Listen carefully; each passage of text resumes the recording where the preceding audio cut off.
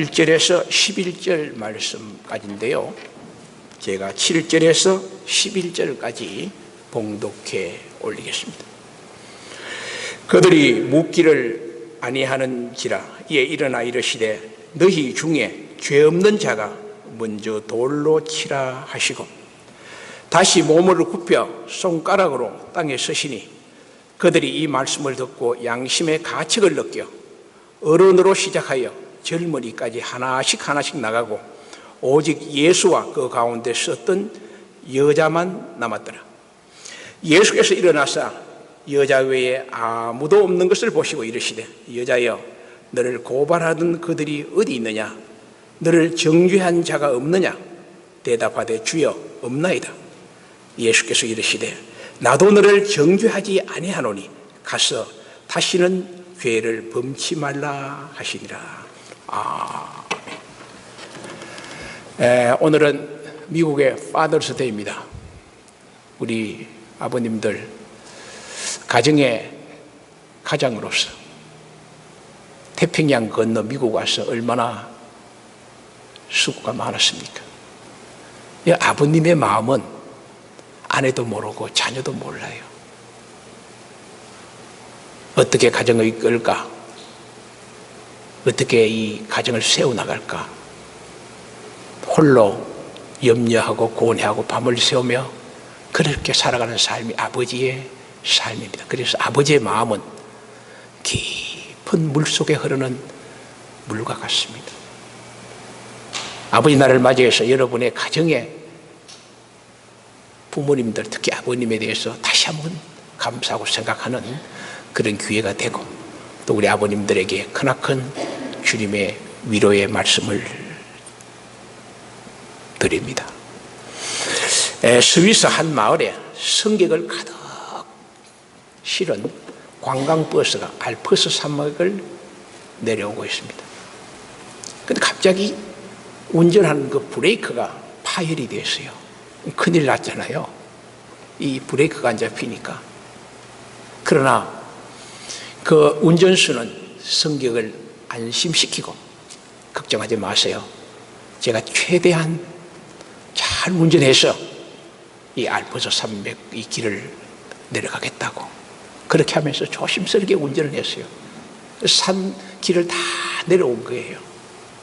이 마을에 도착했는데 이제 차가 멈춰야 되겠죠. 근데 마을 입구에 길거리에 어린아이들이 모여서 놀이를 하고 있는 겁니다. 경적을 울리고 신호등을 보내면서 빨리 그 자리를 피하도록 그렇게 했지만 그 많은 무리의 어린이들이 다 피했는데 한 명이 피하지 못했어요. 브레이크가 없으니까 그대로 그 길로 지나가다가 그 한 명의 어린아이를 차와 부딪히게 됩니다. 적사했죠. 죽게 됐죠. 그리고 차는 이제 평지에 내려왔으니까 차가 멈췄습니다. 운전수는 운전대에서 내려와서 그 피투성이 된 어린아이를 끌어안고 웁니다. 그러니까 차에 타있던 승객들이 다 내려와서 그 모습을 보면서 운전수를 향해서 당신은 살인자라고 막 그렇게 야유를 보내기 시작하지요. 그때 그 마을에 동네 여인이 나와서 하는 이야기가 여러분들 운전수를 그렇게 몰아세우지 마세요. 살인자라고 몰지 마세요. 그 아들이 누군지 압니까? 그 운전수의 하나 남은 하나뿐인 아들입니다. 그래서 그 주위가 조용해지기 시작했죠. 제가 왜 이런 예화를 여러분에게 드리느냐 하면 하나님이 외아들 예수 그리스도를 이 땅에 보냈죠. 그래서 예수님이 우리를 위해서 십자가에 대신 죽었습니다.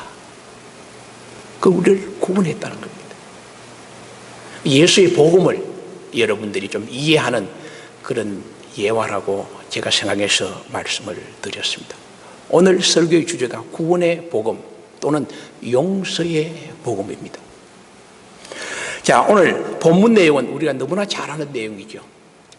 현장에 간음하다가 잡힌 여인 하나를 바리새인들과 서기관들이 예수 앞에 데리고 와서 예수께 질문하는 거 아닙니까?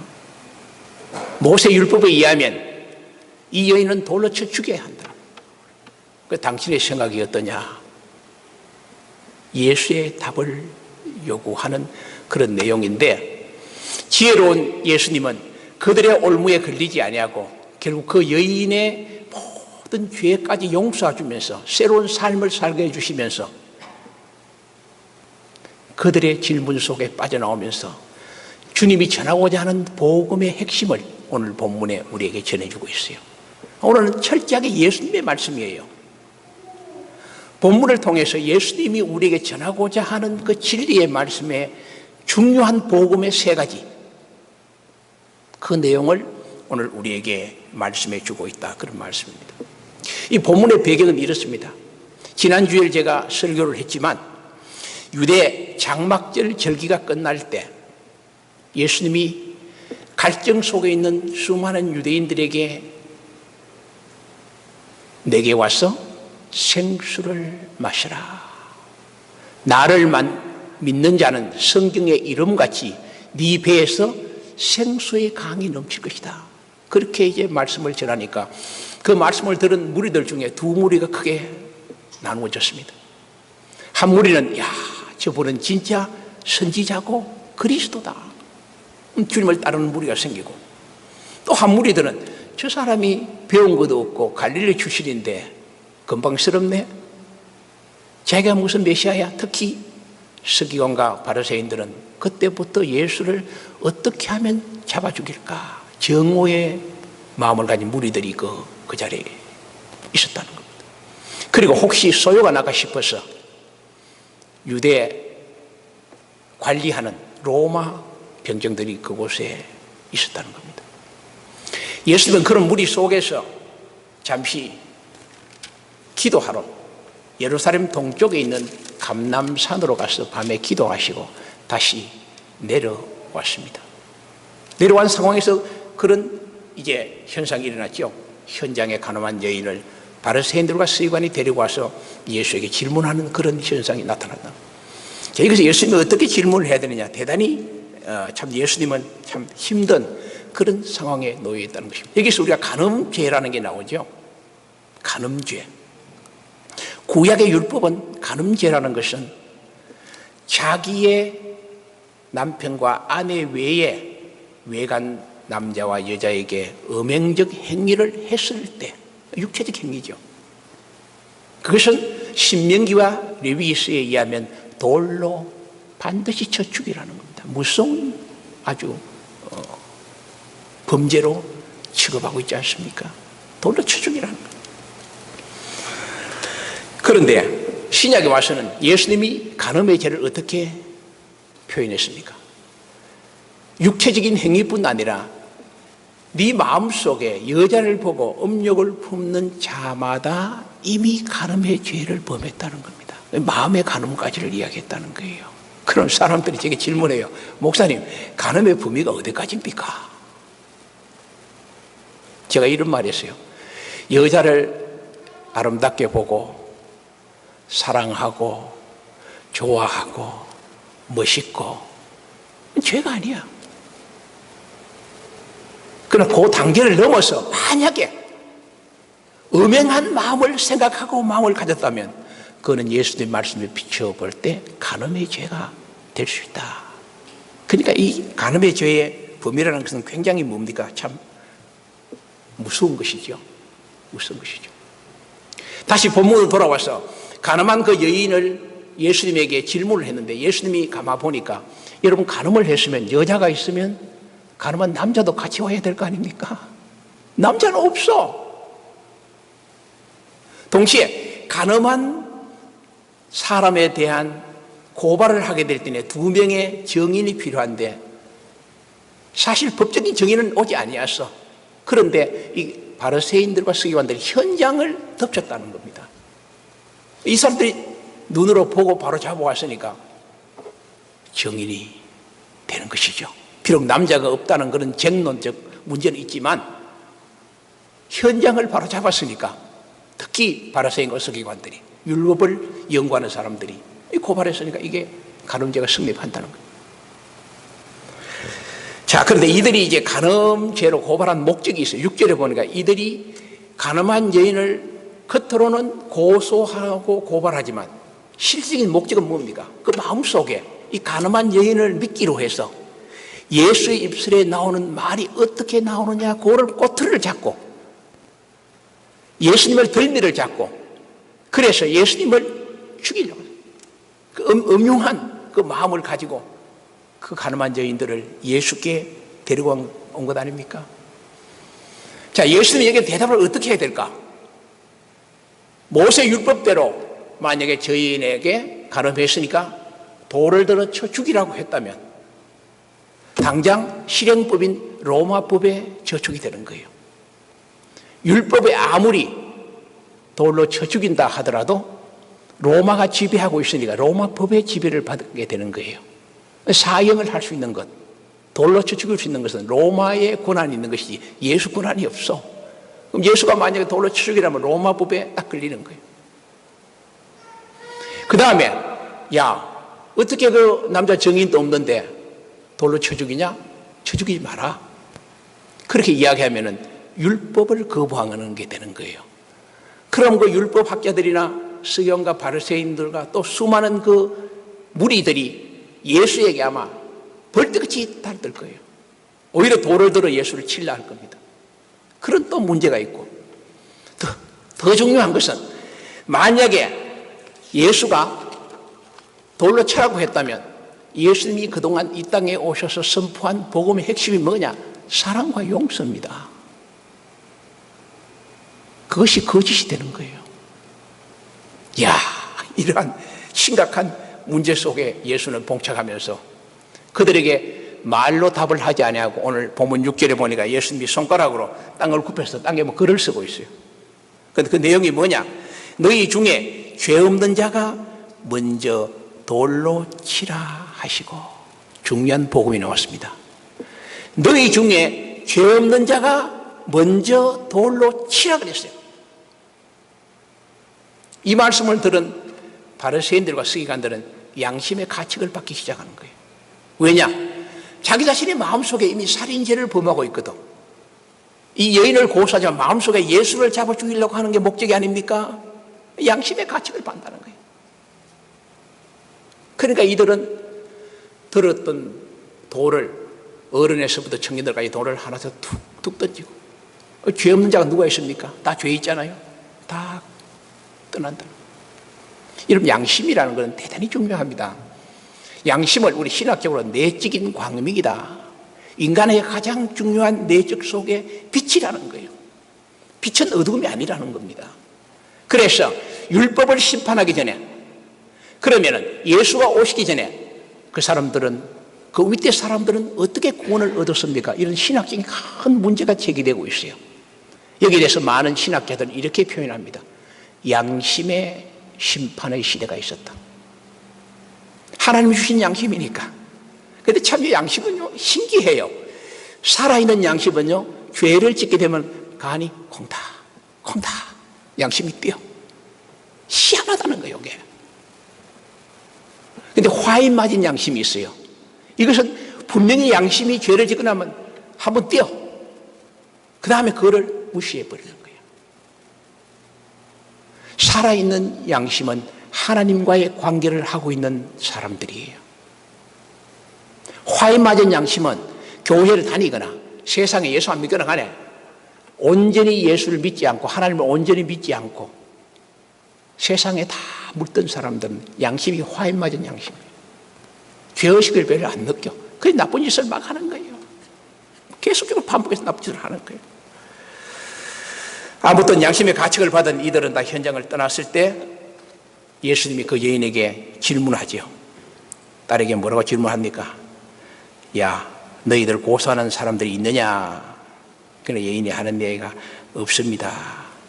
그렇게 말하죠. 그러니까 예수님이 뭐랍니까? 나도 너를 정죄하지 아니하노니 가서 다시는 죄를 범치 말라. 중요한 또 복음이 하나 나왔어요. 가서 다시는 죄를 범치 말라. 그리고 그 위에 나도 너를 정죄하지 아니한다. 이 세 중요한 예수님의 말씀이 바로 복음이라. 오늘 설교의 제목은 바로 그거예요. 세 가지 복음을 우리가 찾아본다는 그런 이야기입니다. 자, 로마서 3장 23절에 모든 사람이 죄를 범하였음에 하나님의 영광에 이르지 못했다. 로마서 3장 10절은 의인은 없나니 하나도 없다는 겁니다. 고로 너희 중에 죄 없는 자가 도를 치라는 그 말은 모든 사람은 죄인이라는 겁니다. 이게 예수님의 첫 번째 복음이에요. 모든 사람은 다 죄인이다. 자, 성도 여러분, 오늘 예수님이 죄 없는 자가 돌로 치라는 이 말씀이요, 2000년 전에 그 여인에게 한 말씀이 아니라 오늘 저와 여러분에게 하시는 말씀이에요. 내가 죄인이라는 사실을 깨달아야 한다는 거예요. 내가 죄인이라는 사실을 깨닫게 될 때 그것은 위대한 발견을 한 사람이에요. 그리고 그 사람을 나는 위대한 겸손의 사람이 된다. 왜? 내가 죄인이라는 것을 발견하게 될 때 남을 그렇게 정죄하고 심판하지 않습니다. 내가 하나님 자리에 앉습니다. 사람들은 하나님 모르는 사람은 내가 심판 다 해버려요. 정죄 다 해요. 판단 다 해버려요. 내가 하나님이 되어버리잖아. 성경에 하나님 외에는 판단하지 말라 그랬는데도 내가 하나님 자리에 있으니까 큰 죄를 범하는데, 내가 죄인이라는 것을 깨닫는 순간에 나는 위대한 발견을 한 사람이에요. 자기 발견한 사람이에요. 위대한 겸손한 사람이 될 수 있다, 그런 이야기입니다. 감사하기는 주님 오셔서 십자가에 우리의 죄를 위해 돌아가시고 우리가 예수 그리스도의 보혈의 공로를 힘입어 죄 사함을 받고 예수를 믿음으로 구원을 얻어서 우리는 죄인에서 의인의 신분을 얻었다는 거예요. 의인의 신분을 얻었다면 의인의 신분답게 살아야 돼. 어떻게 살아야 되느냐? 바리새인들과 서기관처럼 겉에는 예인을 고사하는 척 하면서 뒤에서는, 마음속에서는 예수 저놈 죽여야 되겠다, 그래 살면 된다는 거예요. 내면과 외면에 상반된 그런 삶을 사는 게 아니라는 겁니다. 용서의 삶은 어떻습니까? 바로 우리가 이 의인답게 살아가는 건데, 내가 죄인이라는 깨닫게 될 때 내가 겸손해지고 또 주님의 은혜로 내가 의인이 됐다면 의인답게 사는 사람은 뭐냐? 바리새인처럼 우리가 겉과 속이 다른 삶을 살지 말고, 신명기서에 보니까 삶과 마음에 악한 생각을 가지지 말라. 그러니까 바리새인들이 악한 생각을 품었죠.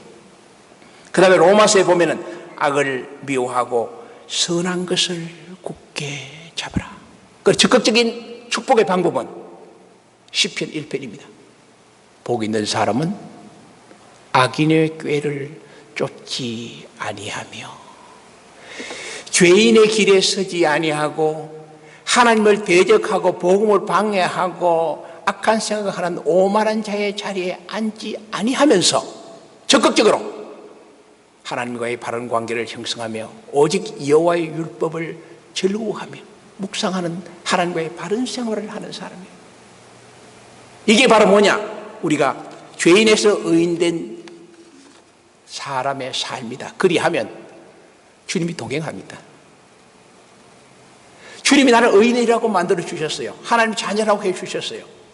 축복의 자녀로 세웠어요. 하나님이 그 다음엔 책임져 주지 않겠습니까? 하나님이 동행하고 하나님이 축복하고 하나님이 인도하고 하나님의 놀라운 보호의 역사가 나타나기 시작한다는 거예요. 누구에게? 의인의 삶을 살아가는 자들에게 축복 주신다는 겁니다. 저와 여러분들은 하나님이 의인으로 세워주셨습니다. 우리는 그래 사십시다. 남을 정죄하고 심판하는 심판의 자리에 서는 것이 아니라 긍휼로, 사랑으로, 용서의 눈으로 늘 바라보는 그런 삶을 살고 의인의 삶을 살고 악한 생각을 하지 않고 살 때 하나님이 저와 여러분을 동행해 주시고 축복해 주실 줄 믿습니다. 오늘 예수님 말씀 중에 두 번째 복음이 있습니다. 그거는 뭐냐? 나도 너를 정죄하지 아니한다. 예수님 복음이 뭐냐?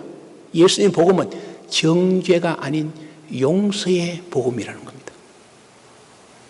근데 이게 나도 너를 정죄하지 아니한다 이 말을 역설적으로 바꿔 생각하면은 나는 너를 정죄할 수 있다. 심판할 수 있다는 그런 말이에요. 사도신경에 우리는 산자와 죽은 자를 심판하려 오시리라. 그렇게 지금 우리가 오늘 또 하나님 앞에 사도신 고백했습니다. 데살로니가 전서에 보면요, 하나님이 영광 중에 천사와 함께 오실 때 하나님을 부정하고 하나님을 떠나고 하나님의 말씀에 불순종한 자를 하나님이 형벌로 다스린다 그랬어요. 나도 너를 정죄하지 아니한다는 역설의 진리는 하나님은 반드시 심판자라는 거예요. 언제? 마지막 때에 반드시 심판을 한다는 것이죠. 물론 삶 속에도 하나님의 심판이 나타나죠. 끊임없이 심판이 나타나는데, 그러나 중요한 원리는 마지막 때는 반드시 하나님이 심판을 한다는 거예요. 그러나 삶 속에는 정죄보다는 끊임없는 용서의 삶을 살아갔다는 겁니다. 그것이 바로 오늘 본문의 현장의 가늠한 여인을 용서하시는 주의 모습 우리가 발견하게 되는 거 아닙니까? 자, 나도 너를 정죄하지 아니한다는 두 번째 원리는요, 주님이 이 땅에 오신 목적이 분명한 거 아닙니까? 심판 아닌 구원이라는 겁니다. 요한복음에 보면은 예수님 이 땅의 목적은 이 땅을 심판하러 오는 것이 아니라 구원한다. 그렇기 위해서는 주님 마지막 심판 때까지 끊임없이 우리의 생명들에게 복음을 전하고 그들에게 구원을 베푸는 역사를 해나가신다는 겁니다. 내가 너를 정죄하지 아니한다는 또 하나의 의미는요, 회개를 촉구한 것입니다. 하나님이 죄 지은 사람을, 그 여인을 바로 용서해 준 것이 아닙니다. 아마 충분한 그에게 너는 죄인이 맞다. 네가 그 회개해라. 간음의 죄를 회개해라. 그 회개의 기회를 하나님이 부여했다는 것입니다. 간음의 죄는요, 이 몸속에 범하는 죄예요. 그러므로 성경에 의하면 사함이 쉽지를 않아. 어떻게 해야 되냐? 통렬한 회개가 필요하다는 거예요. 대표적인 사람이 다윗이라는 겁니다. 다윗이 왕이잖아요. 힘이 있잖아요. 그런데 나단 선지자가 당신이 범한 그 바세바 사건을 지적할 때에 다윗의 겸손과 온전한 신앙이 그거예요. 나단 선지자의 말을 무시하지 않고 그대로 순종하고 자기의 잘못을 깨닫고 방에 문을 잠가놓고 3일 동안 금식하며 울며 자기가 범한 간음의 죄 바세바 사건을 회개하지 않습니까? 하나님과 회개한 다윗을 얼마나 귀하게 썼습니까? 회개를 하나님 받아주시고 이스라엘 성군으로 사용했을 뿐만 아니라 예수님의 육적인 조상으로 가장 튼튼한 왕권으로 하나님의 넘치는 축복으로 채워주었다는 것입니다. 그럼 여러분, 우리 신앙인들이요, 보통 회개하라 그러면 목사님 교회 가니까 왜 자꾸 회개하라 합니까? 나 싫어요. 근데요, 회개가 얼마나 큰 축복인지 모릅니다. 회개만큼 축복이 없어요. 회개가 뭡니까? 믿음을 얻는 관문이죠. 회개하면 뭡니까? 구원을 주시죠. 회개하면 성령을 주시는 거예요. 이 놀라운 축복의 통로야. 그래, 내가 마음속에 말씀을 듣든가 또는 삶 속에 성경을 읽든가 회개하는 마음이 생기면은 그거를 여러분 자꾸 다른 생각하지 말고 회개하면 되는 거예요. 다른 사람에게 회개하는 거 아닙니다. 나와 하나님 사이에 회개하는 겁니다. 그러면 하나님은 은혜를 주신다는 거예요. 축복의 통로를 내가 교만해서 스스로 막아버린다는 거예요. 그래서 축복의 성도는 하나님께서 우리에게 회개의 기회를 주셨다. 그 다음에 나도 너를 정죄하지 아니한다는 그 내용 속에는 용서의 복음의 원리가 잘 나타나고 있습니다. 자, 여러분, 나도 너를 정죄하지 아니한다. 그 말은 예수님 이 마음속에, 예수님 마음속에 내가 너를 용서했다는 겁니다. 그리고 외부적으로 하신 말씀이 나도 너를 정죄하지 아니한다. 그런 말씀이에요. 그래, 용서의 원리는 내적인 내면의 용서가 돼야 돼요. 내하고 어떤 성도하고 관계가 있어. 아주 사이가 안 좋아. 욕하고 막 해. 그 사람 내가 용서해야 되는데 말로 아이고 예 뭐 죄송합니다. 용서가 아니라는 거지. 내면에 내 마음속에 끓어오르는 분노와 미워하고 시기하고 질투하는 그 마음들을 내가 용서를 해야 돼. 내면적 용서를 해야 한다는 거야. 그런 바탕 위에서 나도 너를 정죄하지 아니하는다. 입술로 고백할 수 있어요. 예수님의 용서의 원래 그거예요. 내면의 용서가 이루어진 다음에 입술로 남을 용서하라는 겁니다. 그게 바로 참 용서지. 그렇지 않는 경우는 그는 위선이에요. 용서가 아니에요. 누가 아십니까? 참 용서는 주님이 알고 있다. 그 다음에 용서의 중요한 또 하나의 원리는 기도하는 사람에게 예수님이 말씀했어요. 네가 기도하고 있지? 너 기도 많이 해야지. 뭐 기도 많이, 너 자랑도 많이 하는 사람 많아요. 네가 기도한다면 서서 누구에게 혐의가 있거든. 다시 말해서 미워하고 시기하고 질투하고 막 비판하고 그런 마음이 있으면 그거 먼저 용서해라. 그러고 기도해야 내가 네 허물을 용서해 준다는 겁니다. 참 중요한 원리입니다. 우리는 하나님의 죄의 용서를 받아야 돼요. 왜 예수님이 기도하는 사람을 지적했을까? 제일 잘 믿는다는 사람들이에요. 나는 기도 많이 하고 뭐하고 그게 뭐 대단합니까? 삶의 회개와 삶의 진실적 기도가 되지 않은 그거는 헛방이에요. 네가 기도할 때에 누구에게 혐의가 있고 잘못된 것은 빨리 회개해. 그래야 나도 용서하고 네 기도를 내가 응답해 주겠다. 그런 말씀 아닙니까? 그 다음에 베드로가 예수님이 찾아와서 주님, 그럼 용서를 몇 번 해야 됩니까? 그렇게 질문하지요. 7번 해야 됩니까? 아니야. 70번씩 7번 해. 7, 7이 49, 490번 용서하라는 거예요. 그 말은 뭐냐? 무한한 용서를 하라는 거야. 내가 너를 용서한 것이 내가 십자가에서 너를 위해 죽음과 고통과 피와 눈물과 땀을 흘려 너를 용서했듯이 그렇게 용서하라는 거야. 무한한 용서를 하라는 거야. 신학자 벵겔이 이런 말이 있어요. 명확한 지식과 사랑과 필요가 없이는 비판하지 말라. 용서하지 못하는 사람은 끊임없이 비판의 음성을 막 불화살처럼 뿜어제끼는 거예요. 팍 삐뚤하게 막 뿜어제끼는 거예요. 벵겔이 뭐라 했습니까? 명확한 증거, 명확한 지식, 사랑 꼭 필요하지 아니하면 비판하지 말라. 성경은 뭐랍니까? 비판을 받지 아니하려거든 비판하지 말라. 성도 여러분, 우리는 비판보다 우리는 주님이 정죄에서 용서하신 것처럼 우리는 정죄보다 용서하는 삶을 살면요, 하나님의 의의 열매가 엄청나게 채워지기 시작해요. 우리 마음, 우리 삶 속에 넉넉하게 채워준다는 거예요.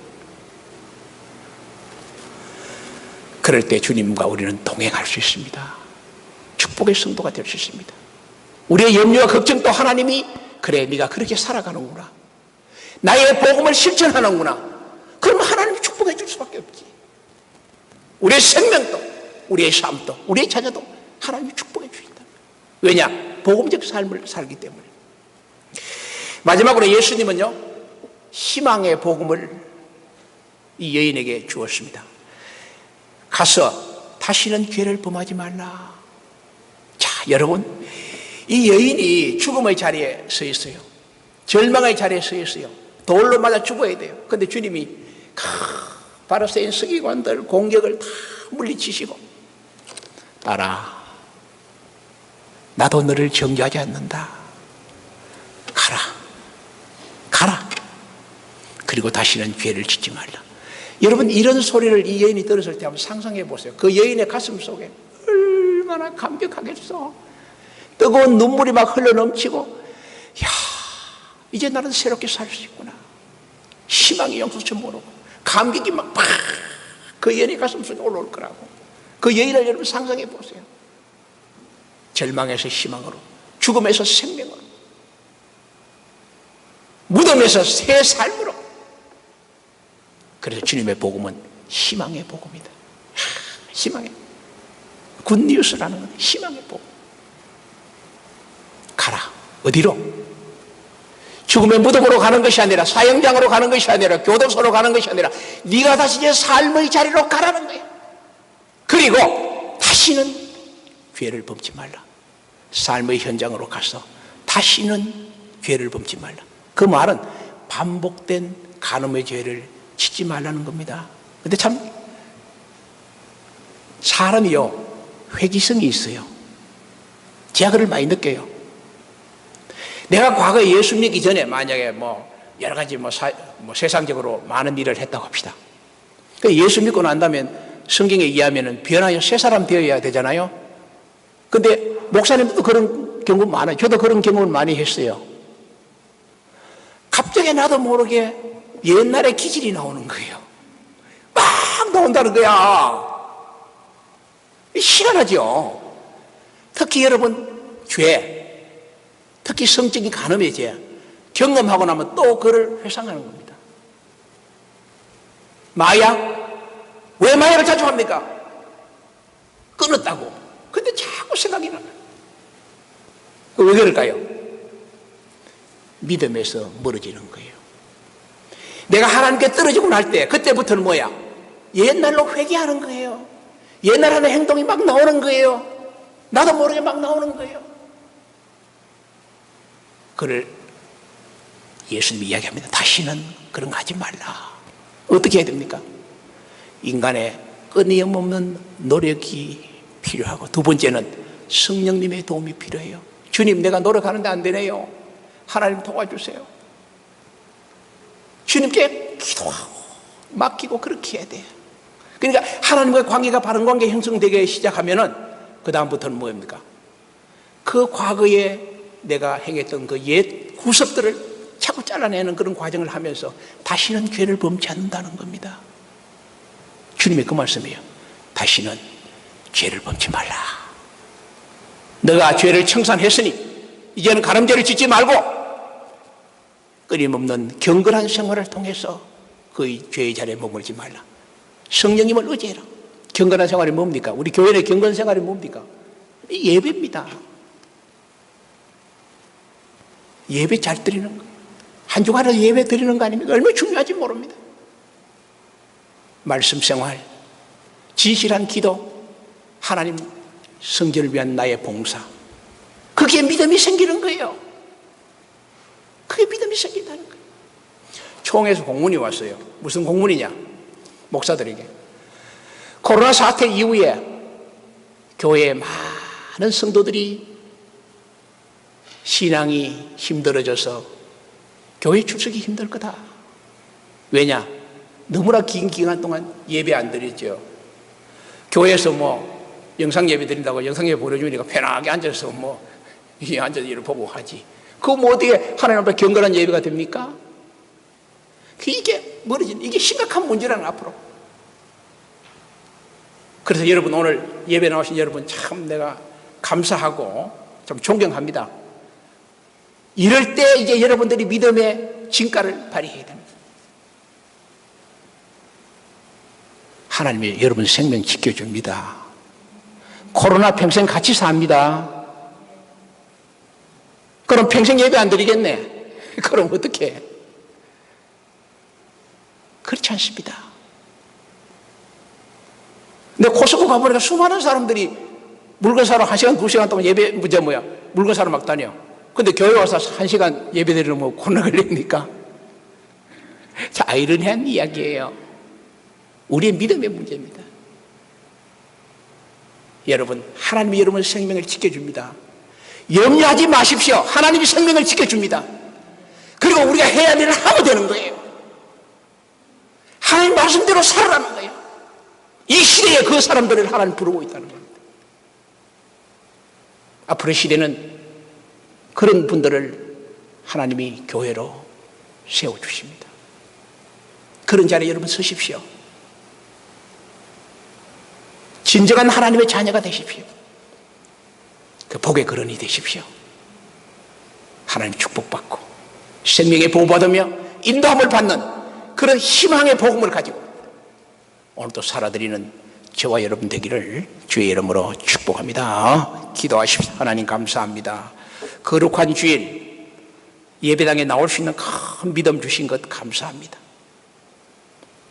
사랑하는 성도들에게 의인의 삶을 살기에 부족이 없도록 성령님 꼭 도와주시고, 어떤 환난과 질고 속에서도 진리의 주님, 능력의 주님 꼭 찾고 승리하며 달려가는 귀한 성도들 되게 해 주십시오.